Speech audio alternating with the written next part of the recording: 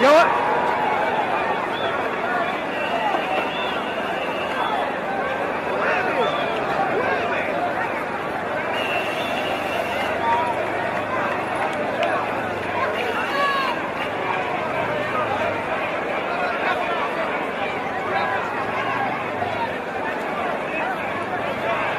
يا ولد يا مسخرة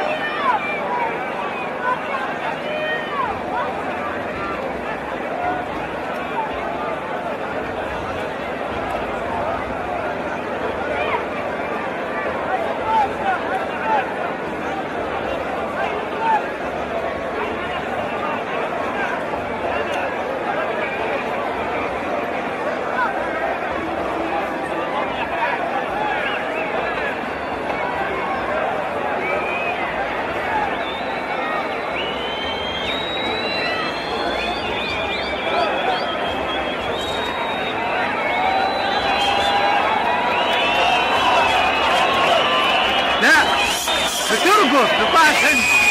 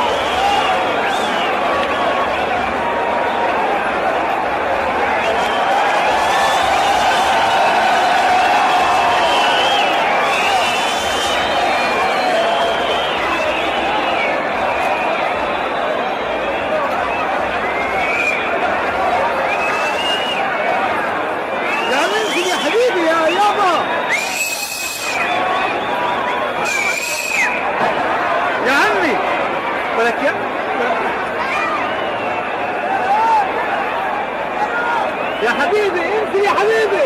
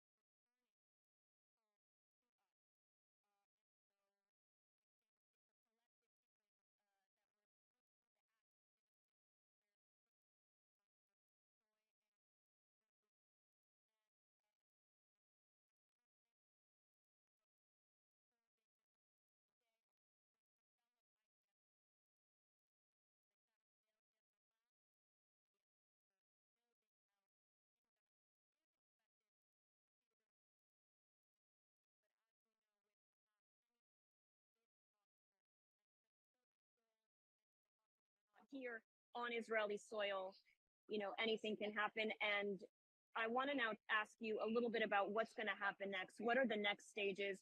These girls are coming back to Israel. What happens next? So I'll transfer back to you. Yeah, so what we need to talk about, like you said, is what happens next to these girls. I want to talk about the psychological aspect of all of this. There were 5 female soldiers left in Hamas captivity. One is now left behind. The questions come, were these girls held together? Did they have to say goodbye to each other? Did Agam have to see all of these girls that she's been held in captivity for 477 days say goodbye? What was it like when they had to depart? There's a lot of moments that we will never know what these girls had to go through, what these final goodbyes were. But Agam is left behind, and we don't know what her condition is. There was a proof of life of her back in July. But at this moment, she is the last female soldier that is in Hamas captivity. What happens next is the parents of these 4 soldiers were notified early this morning to be in Reim in southern Israel, which is one of the bases. The first stop these hostages will be going to. They will be going there for initial checks. They'll be changing their clothes. Then they will be moved to Sheba Hospital. We have been covering Sheba Hospital, how they've been preparing for these hostages to come back. They're going today. The Valley. Correct. And both of these hospitals have been preparing for hostages to come out, making rooms feel welcoming, homey. Their families will then also have more reunification moments at the hospital. But the initial steps would be to do these checkups in Reim, changing their clothes, seeing how they are. What's amazing is we saw these girls walking out of Hamas captivity. They appear to look strong. They appear to look stable. We saw Daniela have a smile on her face. We don't know what that smile means, but we can only imagine what it means. The fact that 4 of them came in together, 4 of them are leaving, as we mentioned, 1 is now left behind. It is a critical moment.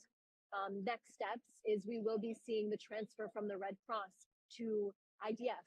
The girls will then be taken from in Gaza by the IDF back into Israel. You made a critical point about Naama Levi's experience, that she's interned, she's volunteered with the UN, the Red Cross. If you could talk a little bit more about what that moment means for her to now be in the hands of the Red Cross. So I think it's important to know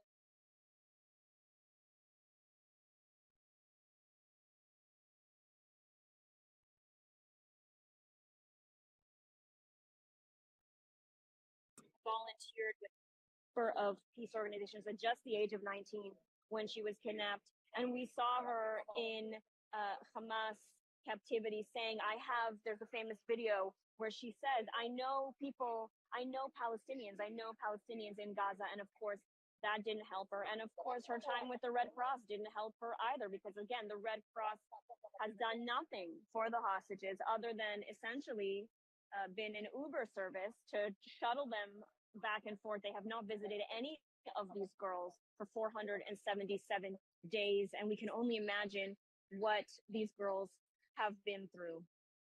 And I understand that we have a guest with us connecting. Do we have Ruth Wasserman? Well, I think we've lost that connection, so we'll continue here. So, we're seeing these girls, as Sho said, we saw them coming out. They're all walking.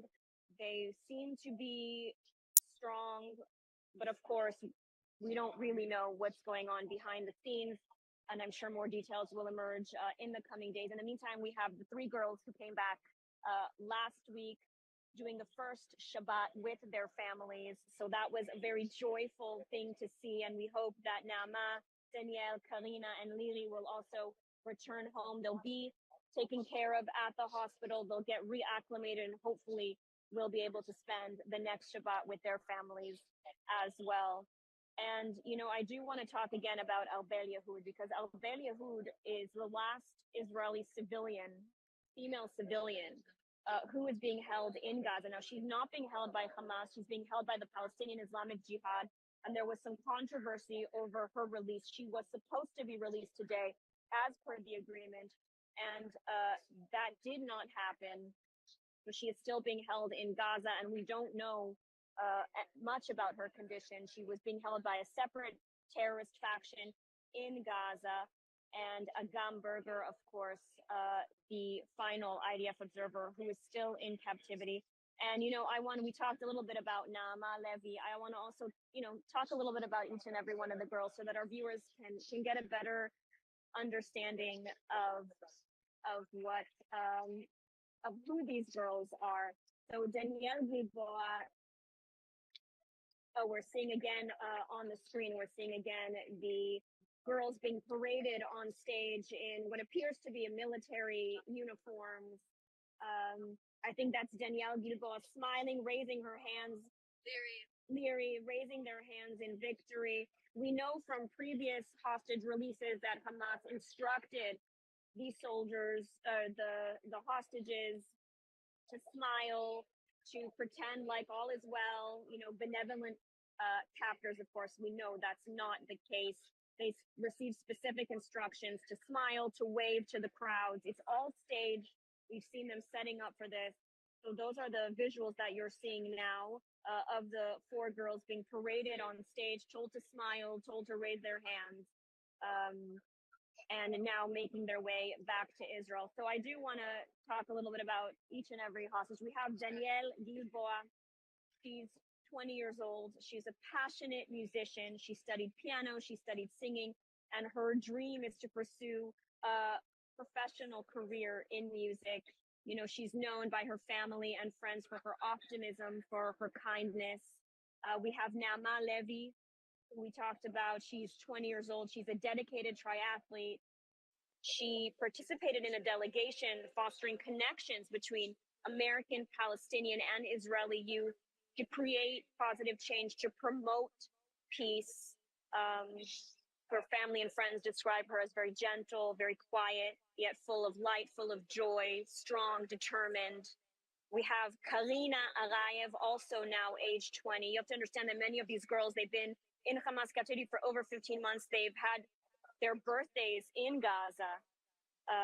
So many questions, how they spent their birthdays. Were they alone? Were they with each other to keep them company? And so Karina Arayev, she loves dancing, singing, writing, cooking, and she dreams of becoming a psychologist.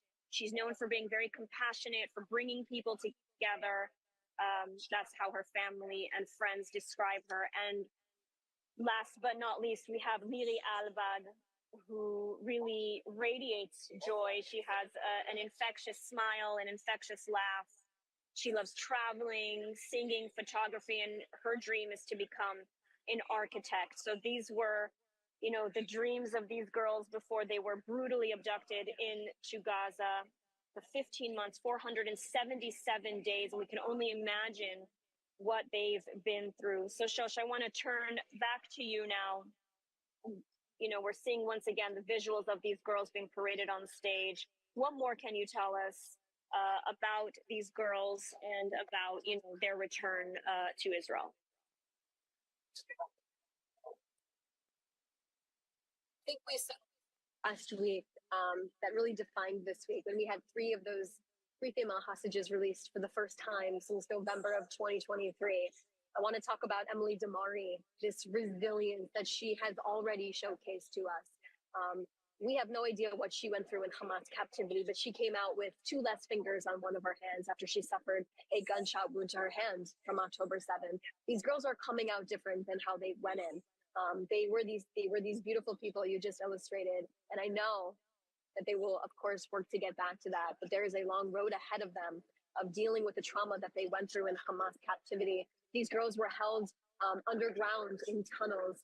Noah Argamani, one of the rescued hostages that the IDF went in a very special covert operation to rescue with 2 other male hostages.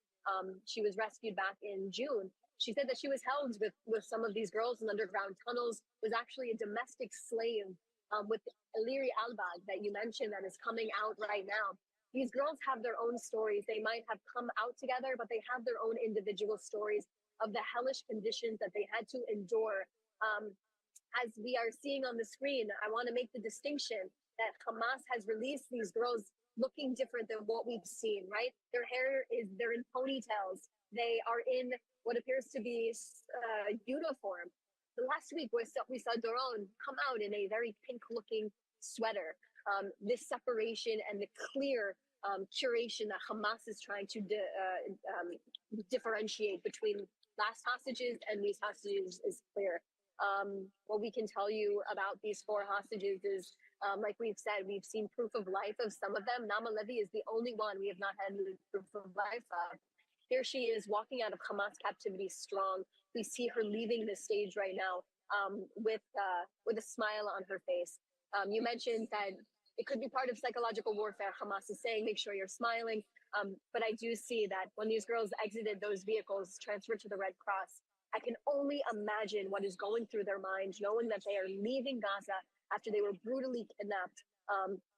And we have no idea what the conditions were. But this is a new start on life.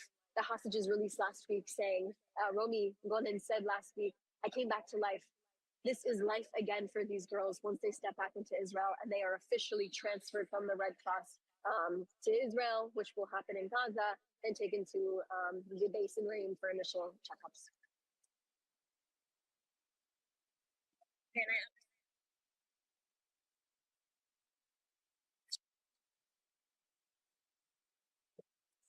We should have a guest joining us very shortly. In the meantime, as I said, we're seeing these visuals of the girls waving, smiling. Again, we know from past hostage releases that Hamas instructs them to do this. So we can perhaps only assume that this is what they're being instructed to do. But you are seeing them being paraded, and you are seeing them come out very differently. You're seeing them with their hair done in ponytails. Perhaps they, did this, braided each other's hair. We're not sure, but they're coming out, and yes, Hamas is making this distinction, putting them in sort of military style attire to emphasize the fact that they are soldiers. And I think we see visuals of them as well carrying little bags. And we know that last week Hamas gave each of the hostages what it called a little gift bag with photos of them in captivity in the map of Gaza. So really psychological warfare that continues, that this terrorist organization is continuing to wage against these hostages, against these girls. And, they're making their way now back into Israel. It's going to be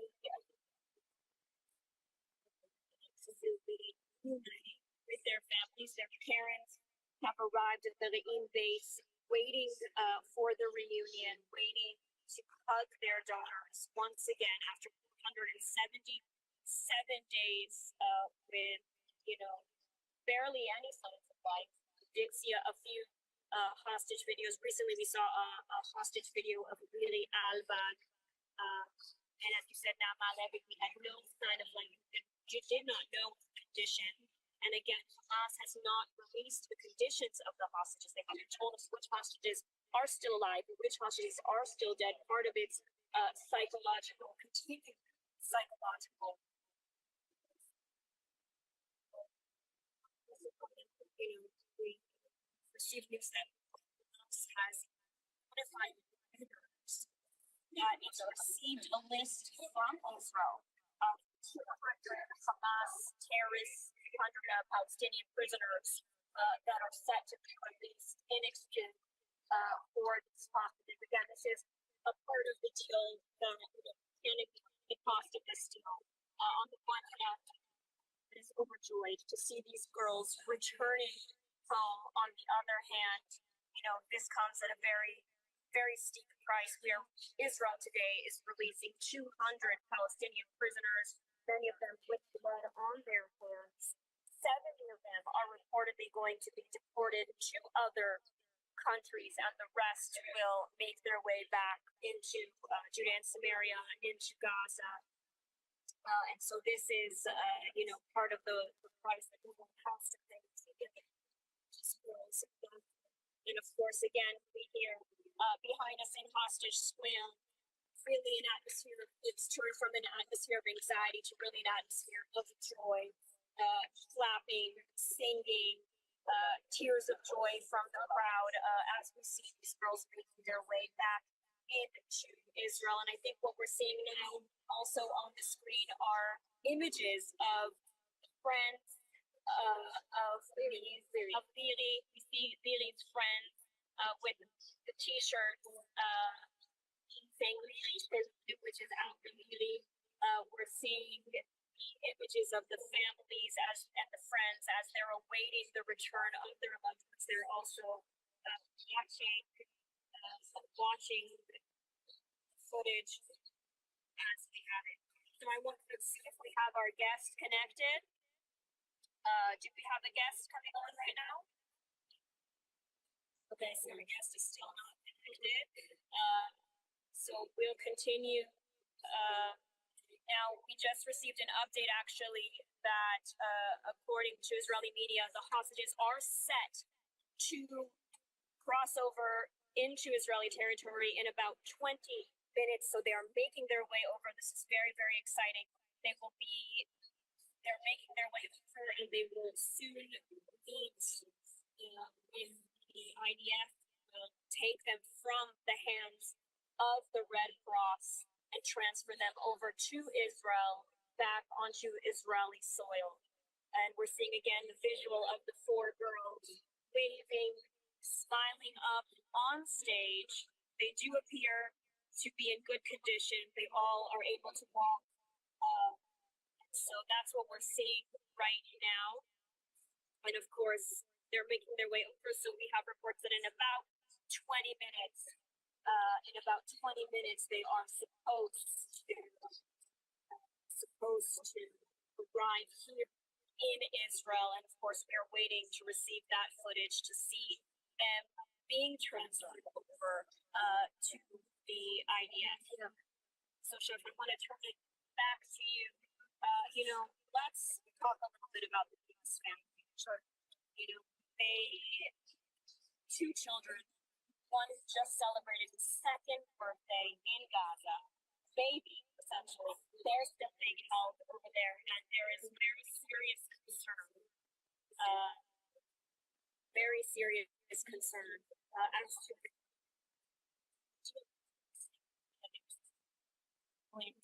first, the children, the women first. You're seeing Hamas not hold up its end of the bargain. So what can you tell us about this family? I'm transferring back to you.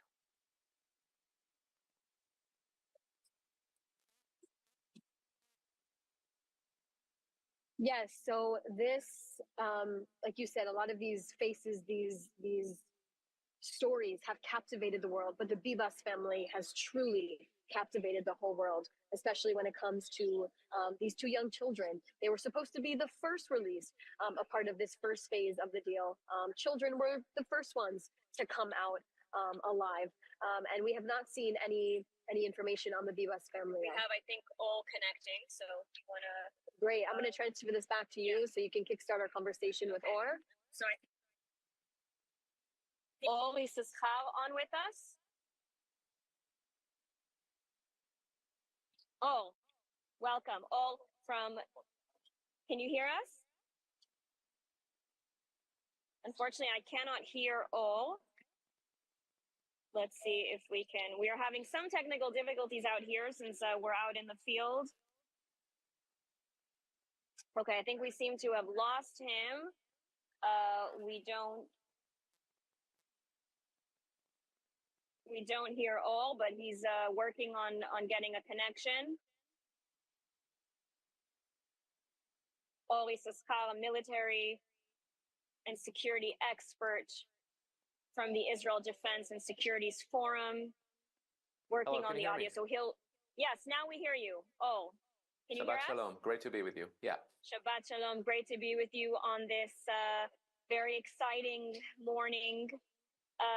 So I want to, ask you some questions. Hamas, for some reason, decided to advance this release of the hostages. It was supposed to be scheduled for today at 4 p.m. It suddenly announced that it would be releasing them early Why did it decide to do this?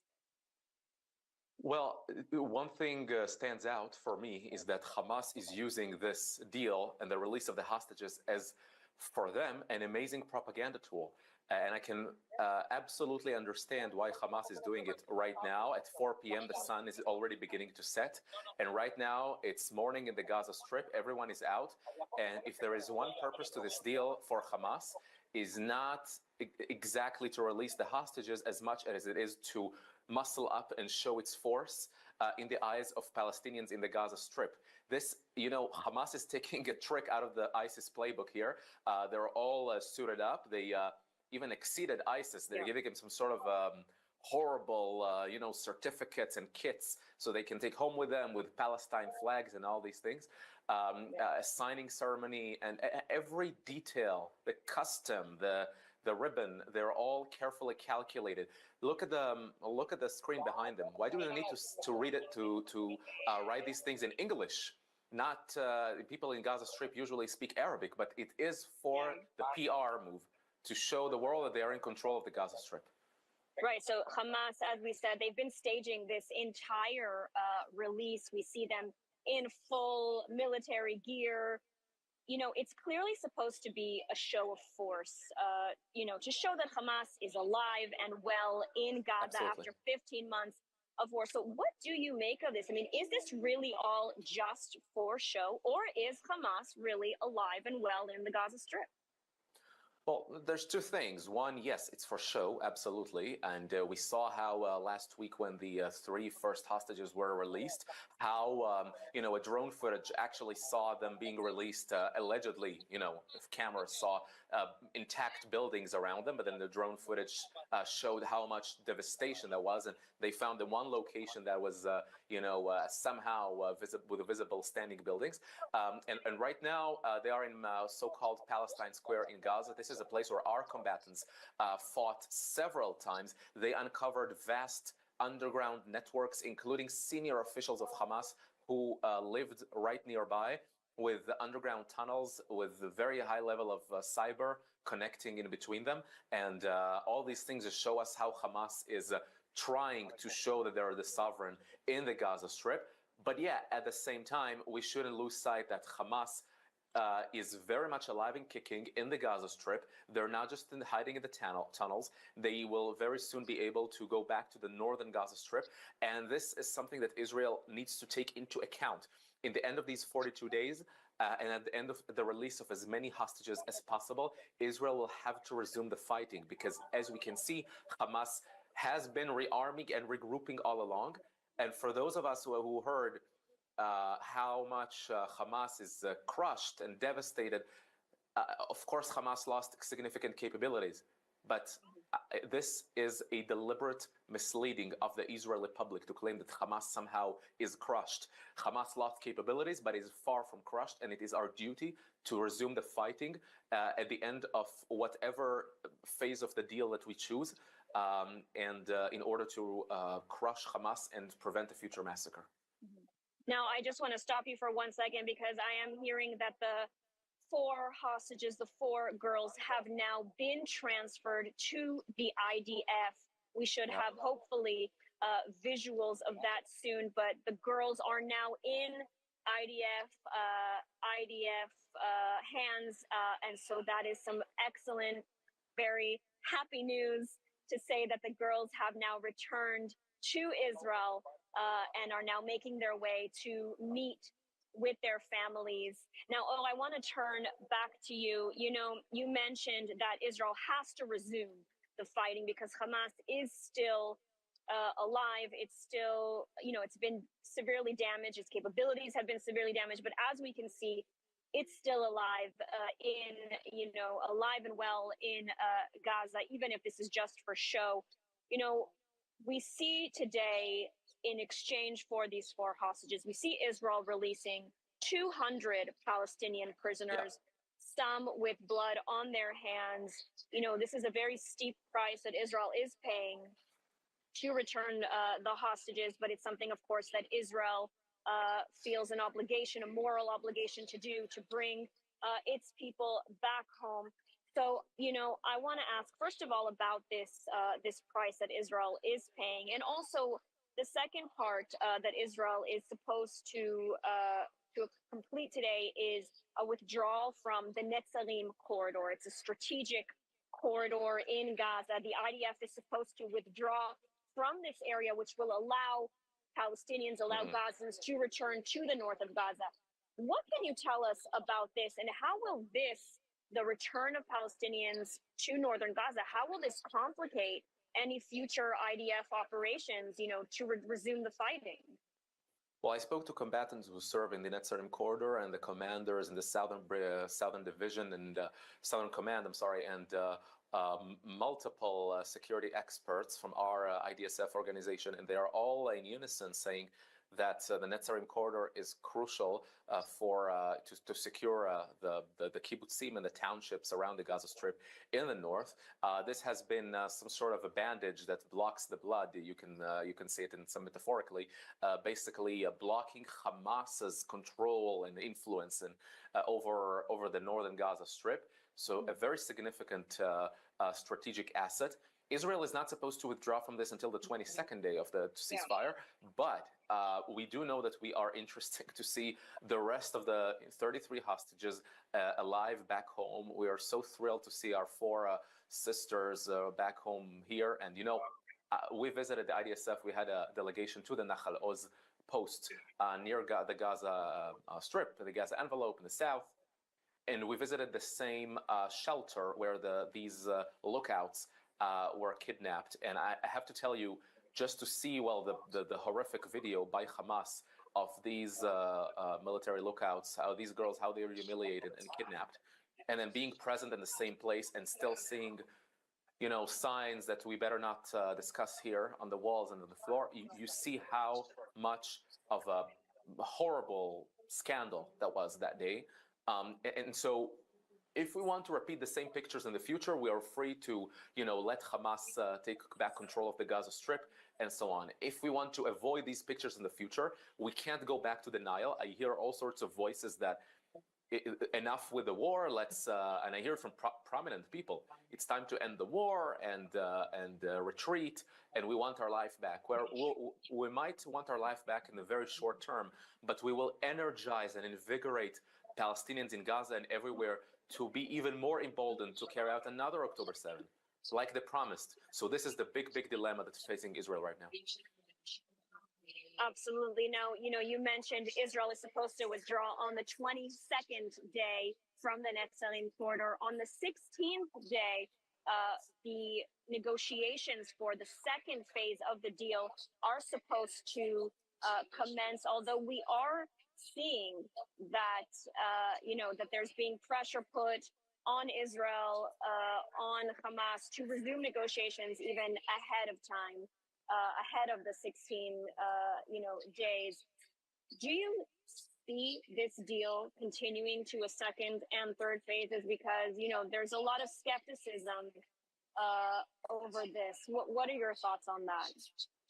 It's hard to tell, but I can tell you that reportedly the discussions on the next phase are already ongoing, even before the 16th day. Yeah. That was the plan, but discussions are already underway, negotiations and so on.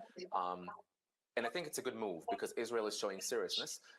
But then again, we need to balance all of the war objectives, which is bringing the hostages back. That's a vital, crucial war objective. We cannot imagine the kind of pain and torture they'll be going through for over a year and 4 months. So that's a war objective. I'm reminding everyone who don't want to have this deal ongoing.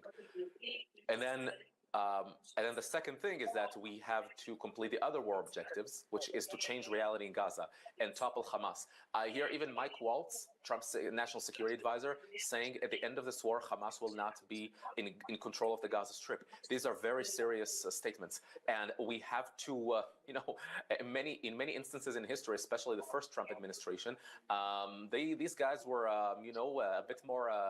I would say Zionist than we are in some aspects, and we're more hawkish than we are. And this time around, I think we have to be rallying the Trump administration around that war objective: release all the hostages and then go back to fighting and change reality in Gaza. We can't afford. There was for years the Oslo Accords, disengagement, the Gaza Accord. All of these things were handmade in order to eternalize the conflict and avoid a war, a wider war. And the Israeli public has been some sort of a lab rat. I'm saying it metaphorically and very cruelly, but it's been some sort of a laboratory where we are all the victims of failed policies. So this time we paid so much blood and treasure, and it's time to finish the job in Gaza. All right. So what we are seeing now, I just want to stop you for a moment. We know that the IDF spokesman is releasing a statement about the hostages. He's saying that the hostages are in good condition and that they have made their way into Israel and that they are on their way now to reunite with their families after 477 days. The hostages are already in Israel. They've been transferred from the Red Cross to the IDF. And so we're seeing the first, I think, visuals should be coming in soon of these girls in Israel, back on Israeli soil after 477 days in captivity in Gaza. They are about to be reunited with their families. And so this is, of course, very, very joyful news to have these girls return home after, 15 months of just unimaginable conditions in Hamas captivity. And so we are now waiting. Yeah, go ahead. Yeah, sorry. Yeah, something very striking that I think we should all pay attention to is that we're all, and of course it's not an accusation, it's just an observation, that we're all talking about our hostages as being in good condition. And I read the IDF statement. I heard the same comments after the November 23 deal, and we should all be a little bit more, careful and prudent when we talk about, I'm sure that they are in good physical condition when it comes to, God forbid, they're not, visibly injured and so on. But just by seeing what they've gone through, I think the scars will accompany them all their lives. And in terms of nutrition, exposure to sunlight, physical ability to walk and to function, not to mention the mental price that they've been paying. So we should also take that into account. This is, needless to say, very serious conditions that they've gone through over 15 months in captivity. So absolutely, that's a very, very important point. We say that they're in good condition in the sense that they're able to walk, that they, appear on the surface to be healthy. But of course, these girls have suffered unimaginable atrocities, both on October 7th and for 15 months in captivity. We all saw the videos of these girls' abduction. We saw Naama Levi's bloodied pants. We can only imagine what they've been put through and what they've gone through these past 15 months. And so, they have crossed the border now into Israel. They appear to be in good condition. But again, they have a very, very long road ahead of them for them to reacclimate, to return to their lives, to, they're going to be transferred to the hospital where they're going to, hold on one second, we're going over now to the IDF spokesperson who's giving a commentary now. כחיילות בעת מילוי תפקידן כתצפיתניות ממחנה נחל עוז. חבר'ה, אתם צריכים אותי? יחד עם אגם ברגר שעדיין מוחזקת בשבי החמאס. אנחנו מחויבים לחזרתה ולהשבת כל החטופות והחטופים. חבר'ה, אתם צריכים אותי? בשעה זו ההורים עכשיו פוגשים את הבנות במתחם הקליטה הקדמי ברעים. השלמנו את כל ההכנות והבדיקות הנדרשות לקראת חזרתן, ואנחנו ערוכים לקבל אותן ולספק את המענה הראשוני המתאים, ומשם הם ימשיכו עם ההורים לבית החולים. בבוקר ה-7 באוקטובר, התצפיתניות פעלו בגבורה מול האויב וביצעו את משימתן נאמנה. רבות גם נפלו בקרב הקשה, ואנחנו מחבקים את המשפחות השכולות כולן ומלווים אותן. The IDF spokesperson now recapping the heroism of these girls on October 7th when they were all at the army base and then were abducted by בימים Hamas. קשים, וכל הכבדה נוספת על המשפחות של החטופים היא מעשה חסר אחריות. הסתמכו על דיווחים של גורמים רשמיים בלבד, ואל תפיצו שמועות בדגש לרשתות החברתיות. זה חשוב. אנחנו ממשיכים להתקדם במימוש ההסכם להשבת החטופות והחטופים, ונערכים וממתינים באחריות לבואם של חטופות וחטופים נוספים, אשר עתידים לחזור בזמן הקרוב. חמאס לא עמד בהסכם מול חובתו להשיב אזרחיות תחילה. אנחנו נעמוד על כך שהרבה מאוד תשוב, וגם שירי וילדי משפחת ביבס, שיש לנו חשש כבד מאוד לגורלם, ואנחנו מצפים לוודאות בעניין הזה, שהן ישובו במהרה. אנחנו מעריכים מאוד את עבודת המתווכות כולן, ועומדים על חזרתן התכופה של האזרחיות ועמידה בהסכם. יש לנו מחויבות לכך, יש לנו מחויבות לכל החטופות והחטופים האזרחים, לאגם ולחיילי צה"ל שעוד מוחזקים בשבי חמאס בתנאים לא אנושיים. חמאס הוא ארגון טרור רצחני. בשעות האחרונות חמאס מוכיח את האכזריות שלו שהוא מארגן טקס ציני. זהו ארגון טרור רצחני, חשוב שיזכרו את זה בעולם. הוא הציג היום מצג שווא על טיפול ודאגה לחטופות, כשבפועל הוא מחזיק באכזריות כבר 477 ימים אזרחיות ואזרחים על לא עוול בכפם. המשימה לא תושלם עד שכולם ישובו לשטח מדינת ישראל. לוחמי צה"ל נשארים ערוכים גם בשעות אלו בקווי ההגנה ברצועת עזה ופועלים למנוע איום על יישובי העוטף. מאחורי ההישגים בלחימה ויצירת התנאים להסכם החשוב עומדים לוחמי צה"ל ומפקדיו בסדיר ובמילואים. הנלחמים מזה 15 חודשים ומשלמים מחירים כבדים. מעל לכולם, הלוחמים שנפלו בלחימה. 841 חללים, ובנוסף להם לוחמים רבים שנפצעו בגוף ובנפש.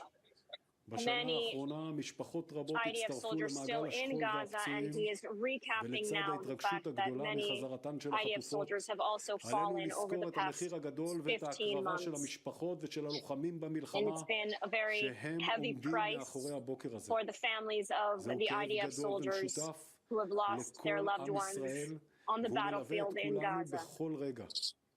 צה"ל פועל יחד עם שב"כ, מוסד, והדרג המדיני במאמצים להחזיר את כל החטופים לישראל, את החיים והחללים. אנחנו נמשיך להילחם בכל הגזרות ולהבטיח את ביטחון מדינת ישראל. אני אשא עכשיו מספר מילים באנגלית ולאחר מכן אענה על שאלות. Since the October 7th massacre, our mission has been clear. Bring home all the hostages held by Hamas in Gaza. Today, as part of these ongoing efforts, we welcomed home 4 more Israeli hostages after 477 days in Hamas captivity. Liri Elbag, age 19, Naama Levi, age 20, Karina Arayev, age 20, Daniela Gilboa, age 20, 4 IDF soldiers who were all abducted by Hamas from Nahal Oz on October 7th, 2023. Today, we salute and embrace them and their families as they reunite just now after so long. We cannot and will not forget the 90 hostages, including women, children, and elderly men, still remain in brutal conditions in Hamas captivity. Hamas failed to meet its obligations to first release Israeli female civilian hostages as part of the agreement. We are determined to return of Arbel Yahud, an Israeli citizen kidnapped from Nir Oz, and also Shiri Bivas and her 2 children, Kfir and Ariel, whose welfare we are extremely concerned about. We appreciate and thank the efforts of all international mediators, United States, Qatar, and Egypt, and we expect them to make sure Hamas stands in accordance with the agreement. IDF troops will continue to be deployed and operate and to do everything to protect the citizens of Israel. Our mission is not over until every single hostage comes home. אני אענה עכשיו על שאלות בעברית. שאלת חדשות 12. מה ישראל מתכוונת? Okay.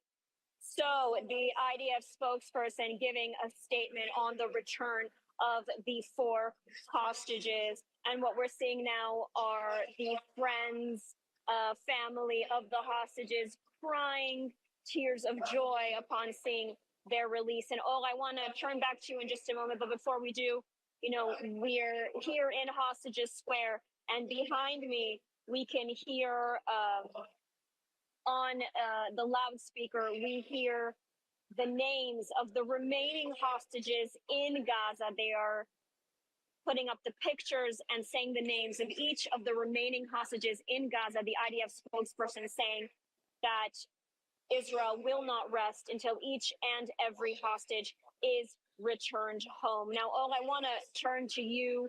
We heard now from the IDF spokesperson, he's saying that Israel's paying a heavy price, and that Israel is going to continue until each hostage is returned home. What are your thoughts on his statement? Look, it's a very critical time in this war in our nation's history, and the IDF spokesperson reflects, I think, the military's mission, which is to continue to stand the guard. And absolutely, this is an extremely tense time for the forces as well, to be on the lookout and to prepare for the next missions, because the war is not over yet, and we are remain committed to bring all hostages back home.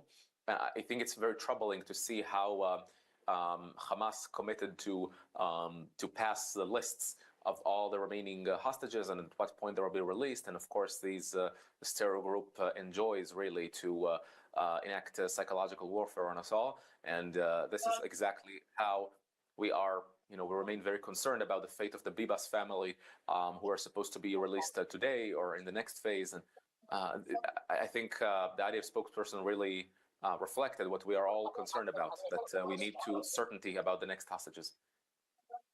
All right, Oli Saskal, thank you so much for taking the time to speak with us today. My pleasure, and let us only hear good news and more hostages returning from now on. Good news, absolutely. Now, Shosh, I want to turn back to you. Tell us a little bit about what we're hearing behind us in Hostage Square, because we're hearing, shouts of joy. We're hearing a lot of emotion coming out of the square. So I'm going to turn this back over to you. Sure. So Saturday, and people, part of the forum, come together demanding for the release of these hostages. Of course, today is a very special day because we're actually getting hostages back. As you said, the hostages. The Magigators, Steve Dubowitz, told us that the girls were said to not stop smiling right now. There are many IDF soldiers being transferred back into Israel on their way, and they're currently reuniting with their families in the Reign base. This is a moment that so many people have been waiting for here in Hostage Square. Every Saturday, they're fighting, pushing, trying to break barriers to get to see those. This is the moment Israel has been waiting for. There will be hopefully more moments like this in the future, but a step in the right direction. So hear the chanting and hear the crowd consistently saying the names. One of the names they just said, I'm shocked right now to, is Shiri Bibas and her family. Mentioned, just heard from the IDF spokesperson, deeply concerned about the status of are now with us of where they are. We're also concerned about the status of Armelia Hood. He was another civilian supposed to be released. Part of this phase, last week's phase to get these 33 hostages out. That was a real.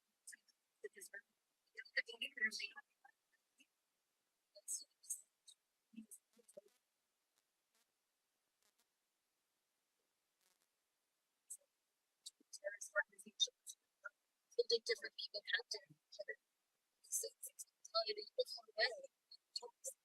So civilians are being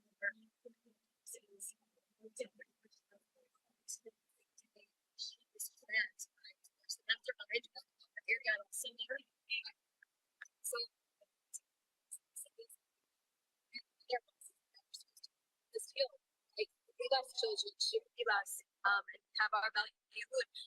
These families are well was taken with her boyfriend from near Oz. Same with the Vivas family. They taken from there as well. So we are trying to continuously see what is happening here in Hostage Square, but also tell you the live reactions that are going on.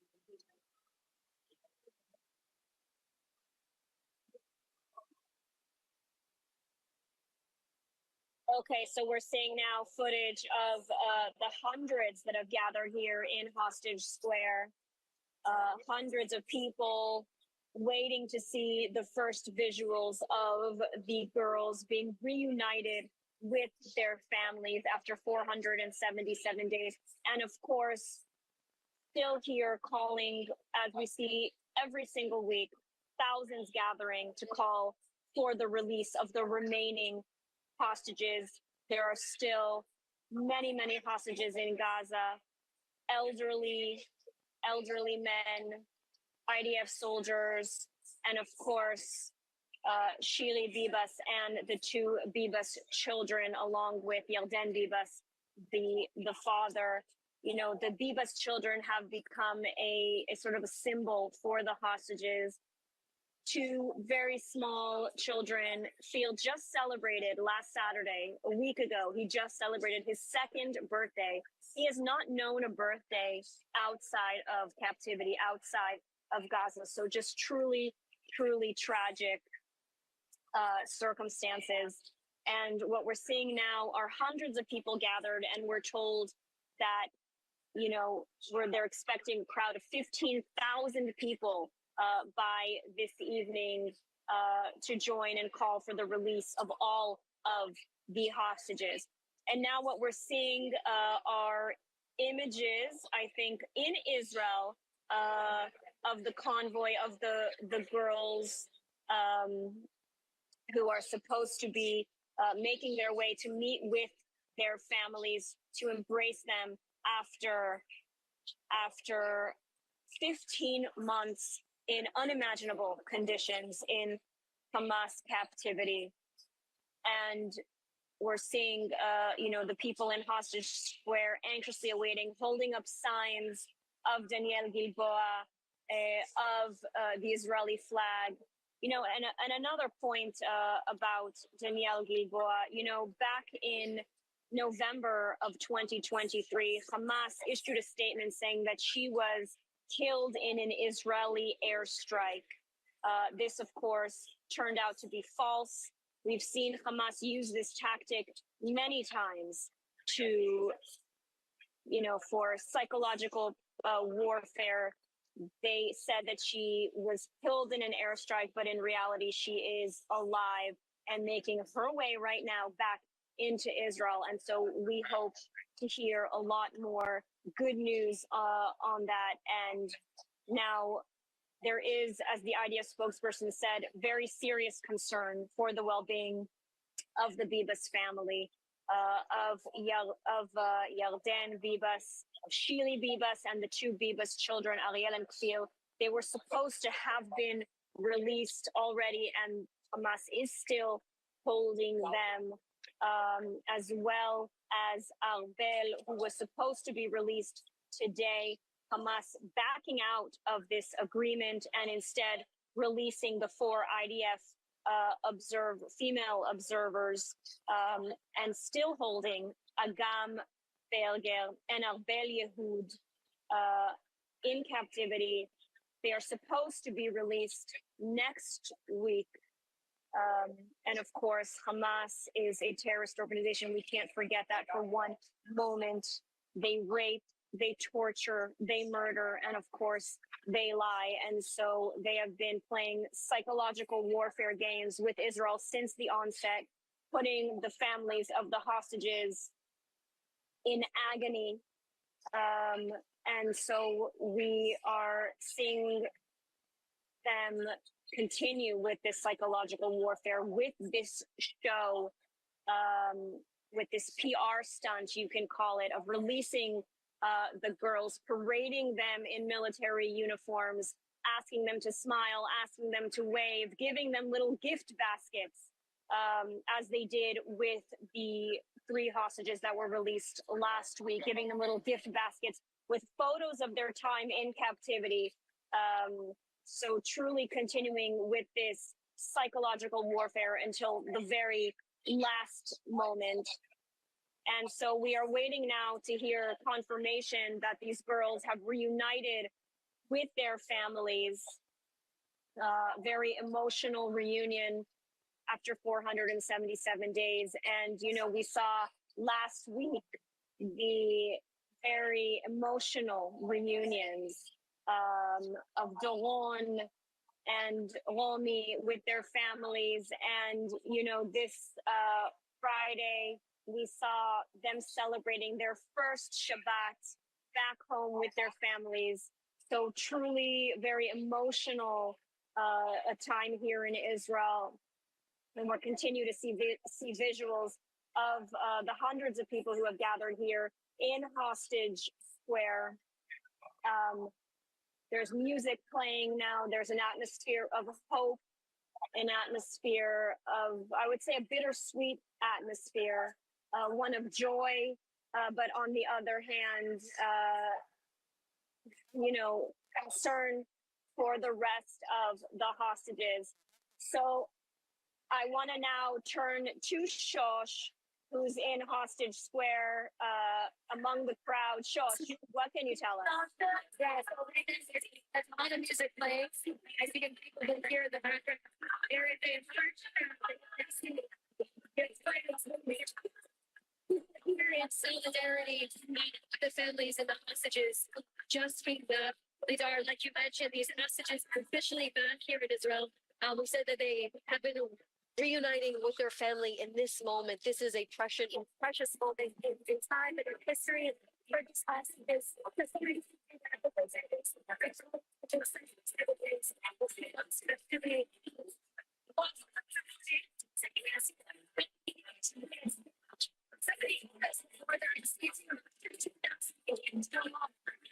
like this, people are these hostages to make sure that they come back. People cheering, holding up more posters. But these are the moments. There is a live stream that's you can hear them right now. Take a listen. הגיעו לישראל. אדוני, מלך העולם, שהחיינו וקיימנו ונגלנו בזמן חסד. This is a blessing. They're finally back home. And legacy songs that are playing. I want you to come over here so you can see the emotions of so many of these people. Excuse me. But these are the moments, these are the tears. Take a look at some of these people. You can just see the tears in eyes. This is many people to see these soldiers coming back, the soldiers to be returned by Hamas after they were taken on October 7th. You can just see the emotions of these girls. And it's really critical to make sure to remember that this is affecting so many people. Just take a look at this. Look at this moment right here. People coming together, embracing each other. This is the hope of Israel. This is the nation that we see. One person is injured. One person is wounded. So many other people. Absolutely. Thank you, Shosh. Okay, thank you, Shosh. So the girls are now officially back in Israel, officially about to be reunited with their families. We heard cheers from the crowd as this was announced over the loudspeaker. Really an atmosphere that was, bittersweet has turned to an atmosphere of joy here in the crowd. We heard a prayer being said for the hostages, for their return. And, this is a very joyous occasion. These girls are finally back in Israel. We see Naama Levi, Danielle Gilboa, Karina Arayev, and Liri Albag, the 4 female IDF soldiers, the 4 observers who were kidnapped from the army base, now returning home after 477 days. A really joyous occasion. Incredible to be able to report this good news. And of course, we cannot forget that there are still hostages remaining in Gaza. The IDF spokesperson saying that Israel will not rest until each and every hostage is returned home. And we're here in Hostage Square with hundreds of people, 15,000 expected to arrive in the coming hours to call for the release of the remaining hostages in Hamas captivity. The Bibas family, Arbel, Yehud, and so many others that are still in Hamas captivity and whose condition is unknown. Hamas is supposed to release a list of the remaining 33 hostages that are supposed to be released in this first phase and let Israel know the condition of each and every one of these hostages. It has so far failed to do so, and we've seen Hamas not hold up its end of the hostage deal on a number of occasions. But Israel continuing, with its obligations under this deal, releasing. And now I'm told that we have another guest, Ruth Wasserman Lande, joining us. Ruth, are you with us? Ruth is a security expert, a former member of Knesset. Ruth, are you with us? I am.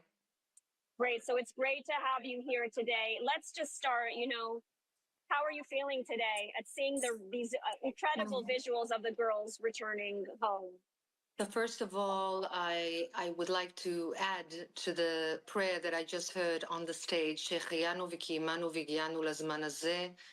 Thank you, Lord, for making this happen, for those girls to come home to their families. That's first and foremost, because we as the Jewish people value life. This is something that is completely, there is an inability to describe the sense of emotion that is attached to that. However, I do want to make a comment on the fiasco of the, how should I call it, the theatricals that the designated Hamas organization put those girls through. Because I really have little care to mention those audiences who do pay attention to such theatricals and cannot see through them. However, those girls, there should be an understanding on both sides, and this should be adhered to and supervised by the international arena, not the mediators, Qatar and Egypt, whose hands are not clean, in my humble opinion, but those of the international arena that share our Western values, that in future handovers, our girls, our civilians, our hostages that have been held in inhumane conditions for so many days cannot and should not be put in such situations, full stop. And this should be a no-go. And they will adhere if the international arena, particularly the US, will make this absolutely clear. They should not have to go through this absolute fiasco, making them smile, wave their hands on the background of the Zionist, whatever issues that they had been laid behind them with UNRWA signs, with Hamas signs, and so on. That's number one. And obviously, there should not be hundreds and thousands of men whistling, shouting, and surrounding the area. This is inhumane, it's inappropriate, it's completely lacking of honor. And of course, a Muslim radical society would very much understand that. It is beyond me why we do not absolutely require them to be made not to do that. That's number one. Number two, I'd like to say that the most important aspects of Israeli leverage that remains at this particular moment is the Netzarim crossing, and the fact that our IDF soldiers are preventing from hundreds of thousands and millions perhaps of civilian Gazans to go back to exactly those same places that they had been there before in the northern part of the Gaza Strip. Now, that's exactly what the Hamas wants, more than their murderers and rapists and terrorists that are held in our prisons. And in order for us to properly leverage that last and absolutely final leverage for this moment, I think that it should be rethought. What are the prices that should be paid by the Hamas in return for this particular leverage, i.e. all of our hostages rather than drops of hostages coming in every few weeks, which is also driving the entire nation and, of course, the families very, very, very crazy. It's very, very emotionally difficult. Absolutely. And, you know, we see that Hamas not only put on this parade, this PR stunt that we saw today, parading these poor girls around, but it also didn't fulfill its part of the deal today. It was supposed to release Albel Yehud, it was supposed to release Shiri Bibas, but it did not. What impact do you think this could have on the next stages of the deal? Well, I think this is exactly the opening that we need. And it was obvious that the Hamas would not fulfill their agreement up to the T. By the way, it's against their interest at this particular stage to not fulfill because, as I said, what they really need and want is the IDF moving out of Netzarim. That's what they need and want. And we have to leverage that to the T. This is exactly the opening. Not renegotiating the entire thing, not giving up on our hostages, God forbid, but renegotiating not with Egypt and Qatar, but with the United States of America to press to make it absolutely clear. You want Netzarim? Give us the hostages back. That is what needs to be done. And also, it's very clear, not our narrative telling, which is almost non-existent, not the lack of PR that we are accustomed to, because we give it so little thought and so little time and energy, especially because we are sticking to the truth. We are sticking to what needs to be done. But that's not the mentality we are dealing with. That is not the culture we are dealing with. We need to learn, frankly, from the PR stunts, from the absolutely fiasco-like theatricals that are played by the Hamas. You want that? Get that. We need to learn that. And it's not a lowly step. It's understanding where we are, in what kind of neighborhood, mentality, and culture we are. Our girls are heroines. They are absolute courageous lionesses, women of valor. I salute them. Not only the girls, all of our hostages. It's beyond comprehensible. and we should So all Ruth, I want to explain. stop you for Yes. just one moment because Sure. we're getting news that the girls are now meeting with their families for the very first time. So this is an absolute joy to be able to report that these girls are now, they've arrived at the Army base. I think we're seeing visuals now of them arriving at the Army base and meeting their families now for the very first time after 477 days in horrific conditions in captivity. So that is wonderful news. And we're seeing visuals of IDF soldiers, of their families, of their friends, clapping, smiling, tears of joy upon hearing that they've been reunited with their families. Now, Ruth, I want to turn back to you. You know, you mentioned about the Netzarim corridor and this very strategic point. You know, we're hearing a lot of voices here in Israel saying that once this deal is over and we get the hostages back home, that Israel needs to resume the fighting in Gaza. There's sort of a mixed messages, however, being sent by the international community. And, you know, when the IDF withdraws from the Netzarim corridor and the Palestinian civilians return to the north, as you said, how will this impact the IDF's ability to be able to return and resume the fighting and eliminate Hamas? So first of all, we need to understand that resuming the fighting is always an option. We have a very strong army. We are well equipped. We have resilience, and it is possible. However, it is a very difficult feat, and there will be losses.